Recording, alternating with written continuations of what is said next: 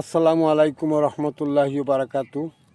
আমি আমাদের বিলবন আওয়ারে তো আপনার এই বিলবন আওয়ারটা আমি কোন জায়গাত পড়ছে, কোন উপজেলাত পড়ছে, কোন ইউনিয়নে পড়ছে আমি আপনারা কইলাম।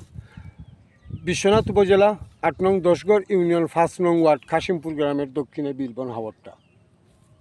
আর এই বিলবন হাওরের বর্তমানে দান ফানির তলে আমি আপনারা দেখাইলাম। ও দখৌকা দান ফানির তলে আর ও আছে কিছু দান বাড়া। আর বিষকারি আমরা কই, আমরা এই বিলবন হাওরের সাইডোফারের মানুষের অবশ্য যদি আমার ভিডিও শুনিতে আমরা কই বিষকারি কিন্তু ফানির তোলে।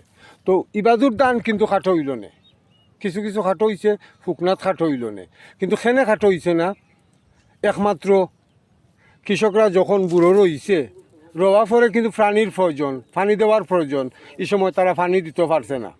পানি দেওয়ার না কারণে এই রুয়াটা খল্লামছে, খল্লাইমা ফসল আইছে।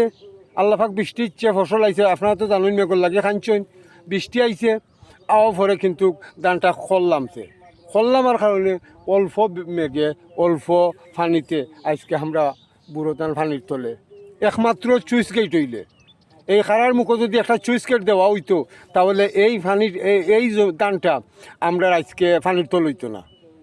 তো আপনারা দেবা যারা আসইন, আমাদের সিলেট ২ আসনের এমপি মাননীয় নুলা ম্যাডাম উনির কাছে যদি আমার ভিডিওটা পৌঁছে তাহলে আমি দয়া করে চাইমু আমাদের চুইস গেট দেওয়ার কোনো উদ্যোগ নেওয়া যায়নি। তো সবাই ভালো থাকেন, সুস্থ থাকেন। আল্লাহ হেফাজতের মালিক।